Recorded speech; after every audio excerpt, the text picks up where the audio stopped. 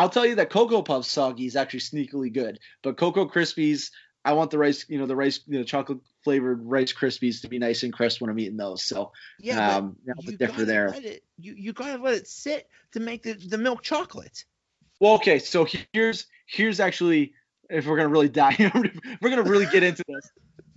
The best bites are right in the middle when you have like the soggy underneath parts that are like almost like oatmeal like kind of style underneath with like, so it's like chocolatey milk. You have that nice like soft mushy cereal underneath, and then but the top parts haven't fully touched the milk yet, so you get the crunch too. Like I want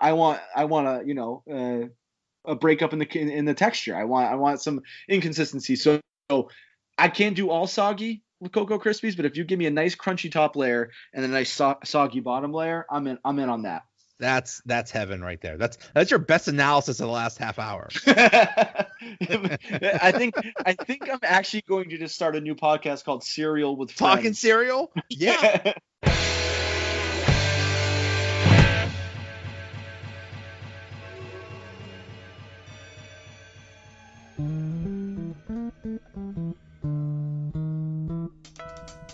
What's going on, everybody? Welcome to another episode of the Donut Bag, part of the Pod Hub Network.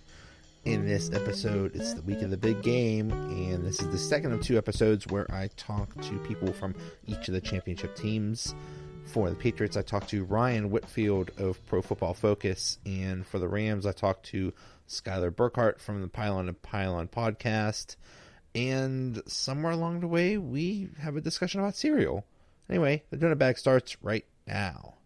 All right, it's Super Bowl week, and the Patriots are in the Super Bowl again.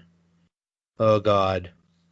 With me to talk about it from New England is Ryan Whitfield. He is analyst for Pro Football Focus, has a podcast, Football Garbage Time, and is a contributor to NFL Talking Heads.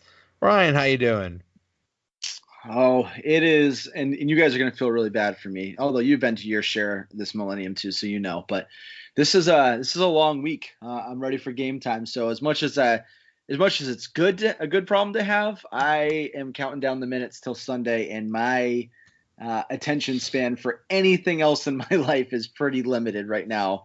So I'm just trying to get through the work week, Yeah, there's really, and then there was last week, which was completely nothing. I don't know why we have to have 2 weeks in between the conference championships and the Super Bowl. Like that was completely useless.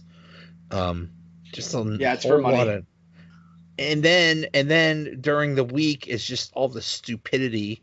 I don't know did they have media day yet or whatever when they have all the crazy people asking the stupid questions. Yeah, so it's they call it opening night now, and it was last night. That's tamed up.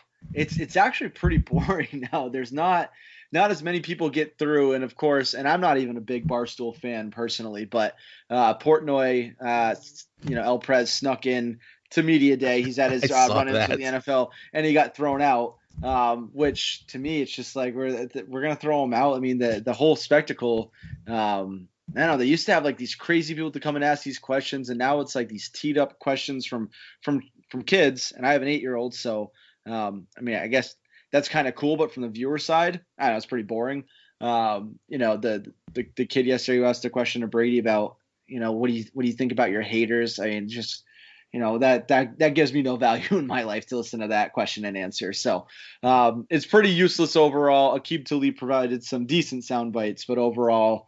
It's just they're trying to make money these 2 weeks to pump up the brand. But I guess while we're on the topic of the 2 weeks of it, just slight thing I never thought of before. I heard this on a local radio station today, and it is the best proposal I've ever heard. And I actually no longer care about the players and want an 18-game season because I had never thought about this. But if you add 2 more weeks to the season, that bumps the Super Bowl back 2 weeks, which means Super Bowl Sunday would be the night before President's Day, which means we could all sleep off the hangover the next day. So NFL in the next CBA, please get that done. From me to you. There you go. Good proposal. I think most people take off that Monday anyway they get a mysterious illness, or maybe a grandparent dies or something like that, or something. But I think there's Yeah. no there's not a lot of people showing up to work the Monday after the Super Bowl, especially the thing ends at like 10 p.m. So it's like it's not exactly real good for getting up early on a Monday anyway. Yeah, no, especially God. I mean, me and you are connected on Twitter, so I'm sure you've seen how insufferable I've been the last week here. But it is usually an issue because if it's a neutral game, it's not a huge deal. I'm not going to drink heavily. But if the Patriots are in it, I am going to drink heavily, and unfortunately, that is all the time now. So again, it's a really tough life I have. But again, I'm already stressed about Monday and how hungover I'm going to be at work on Monday. So it's going to be rough. Yeah, I mean, God, they're New England's in it almost every damn year, it seems like. But how is this team different than previous teams? Because it seems like they didn't have the easiest road to get in. So they're different in multiple ways. I mean, I've not changed my tune all that much since I was on back before the Patriots Steelers Week 15 matchup. This is not one of the better Patriot teams, and if they do win the Super Bowl, I would say it's hand in hand with that 2001 team, where they're just I'm not even sure they're the best. There's so many parallels. Obviously, they're playing the Rams again, which is bringing everything full circle, which is a writer's dream in this area right now to have that nostalgic point of view. 17 years later, the neat little ribbon on what could be the last Super Bowl run of this dynasty and this team to play the Rams again provides a lot of cool storylines. But in terms of the team, it's very similar to the fact that that team. There's a local writer, and I'm not sure you guys have heard this, so this might be interesting. I talked about this with people around the office and stuff. It's a little bit boring in New England because you all heard it so many times. But the divisional round game, which the Patriots have been in every year since I think 2009 when they lost to the Ravens. I think that was Wild Card Weekend, which is crazy in and of itself. But there's a local writer for the Boston Globe, Dan Shaughnessy, who is anything but a Patriot touty. He is very critical of the team, and he often refers to the divisional round as the annual tomato can game, because we've seen the likes of in 2011, I believe it was Tim Tebow in the Denver Broncos, and then it was God, who was that quarterback for years there? I can't remember his name. The ex-Falcon who went to play for the Texans, Matt Schaub. The Matt Schaub-led Texans. And then last year, it was Marcus Mariota and the Titans. And 2 years ago, it was Brock Osweiler. And so it's like that game is literally every year, a lamb being led to slaughter. And then the AFC Championship is typically at home. And so even in these championship years, the Patriots really go through largely untested. And there's been a few marquee regular season games that have been interesting. But this is the first year in a long time where it felt like that they were really tested. They had to play the Chargers, who a lot of people were picking, including myself and one of my best friends who was here for that game. And then, I picked Kansas City last week. And, so it was 2 games in a row where they could have easily lost. They hadn't won a playoff road game since 2006 against the Chargers.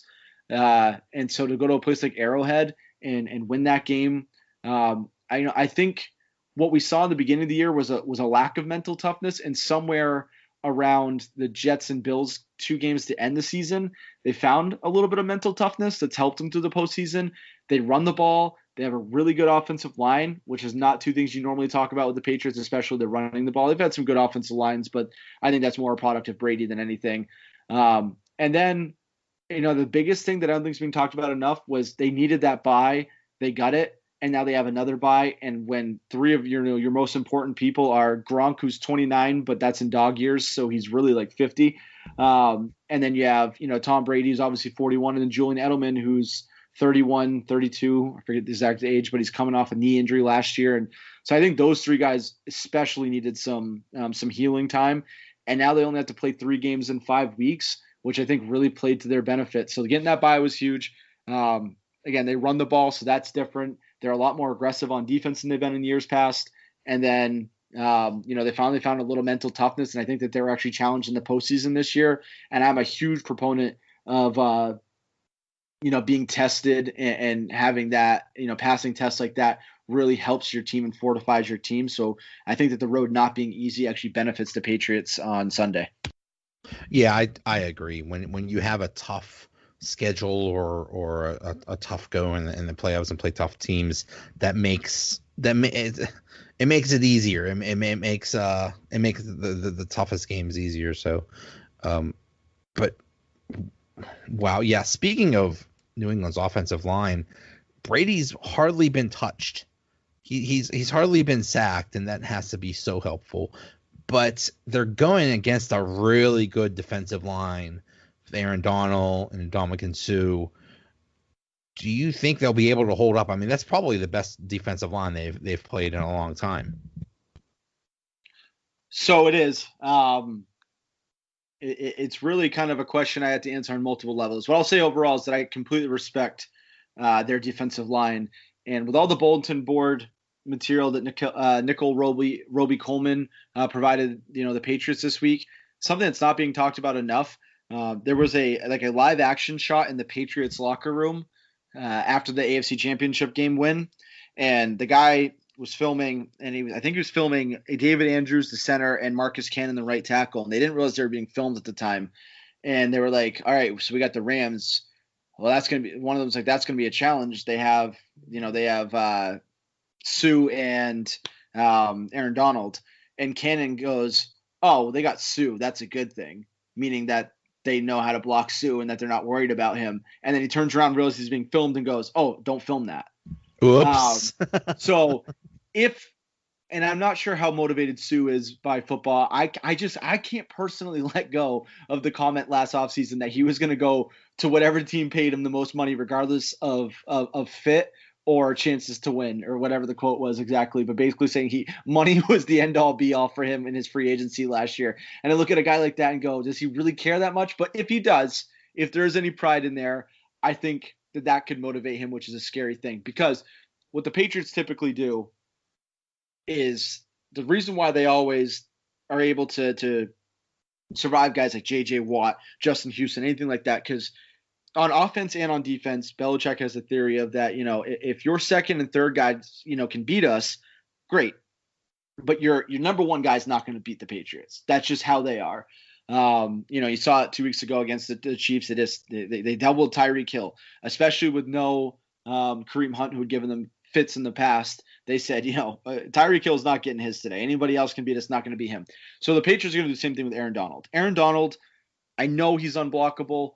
He even fights through double teams, but this is a good Patriots offensive line. If they double team him, they can shut him out. But that's going to leave Suh one-on-one. It's going to leave the guys on the outside one-on-one. So I think that's where the issues are going to be. Where the Rams are weak are on the edge in the run game and over the middle in the passing game. So really the way to defeat that defensive line from the Pats from a schematic standpoint is Greg Bedard, who writes for The Athletic, and he writes for the Boston chapter, but you can look him up on Twitter.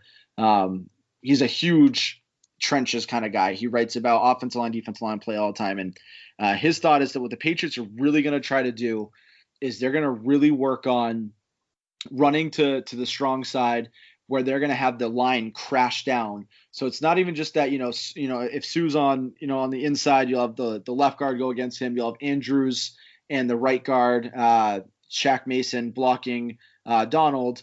And then you'll have Marcus Cannon taking his guy and trying to drive it down the line into the two tackles, with Gronk coming down the line trying to do the same thing and try to get James Devlin out ahead on the linebackers. The Rams have really small linebackers. So if the Patriots can get their run game to the edge and into that second level, that's how they can neutralize the defensive line in the run game. From a passing standpoint, it really depends on what they're going to do with Aqib. If you put Nickel Roby Coleman on Julian Edelman, good luck.